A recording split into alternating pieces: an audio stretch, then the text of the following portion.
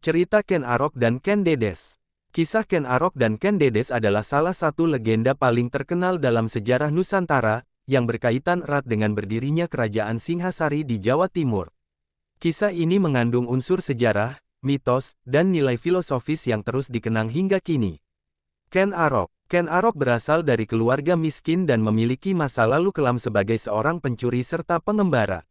Ia dikenal cerdas, ambisius, dan licik. Berkat kecerdikannya, Ken Arok menjadi pengikut Tunggul Ametung, seorang penguasa Tumapel yang berada di bawah kekuasaan Kerajaan Kediri saat itu. Ken Dedes. Ken Dedes adalah istri Tunggul Ametung. Ia terkenal karena kecantikannya yang luar biasa. Suatu hari, ketika Ken Arok melihat Ken Dedes, kainnya tersingkap akibat tiupan angin.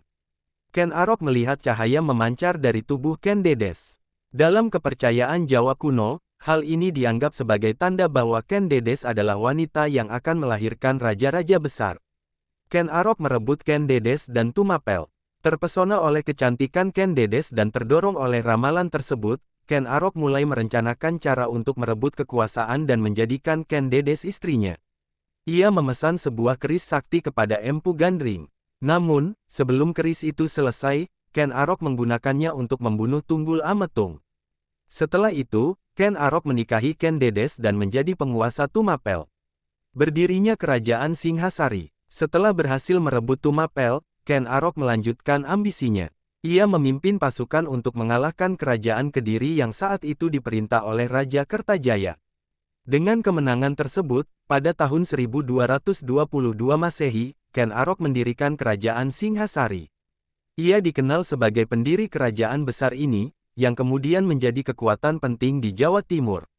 Kutukan keris Empu Gandring. Namun, keris Empu Gandring membawa kutukan yang mengerikan.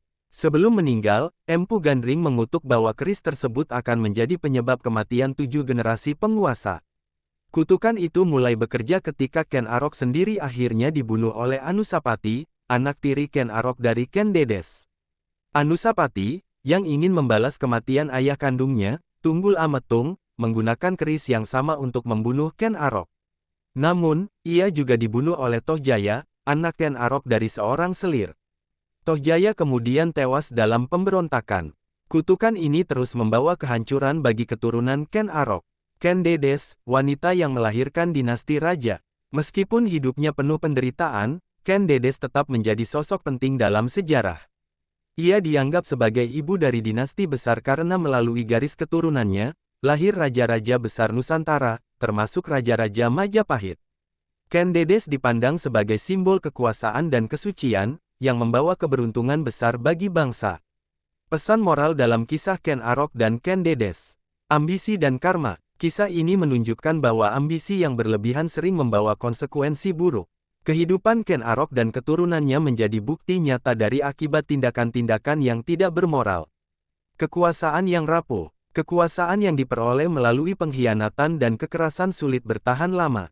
Dinasti Ken Arok penuh konflik karena fondasi kekuasaannya dibangun dari tipu daya.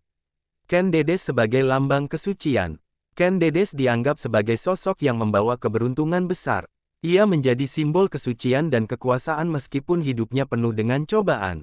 Cerita ini merupakan gabungan antara sejarah dan mitos, serta menjadi inspirasi bagi banyak karya sastra, seni, dan budaya di Indonesia hingga saat ini.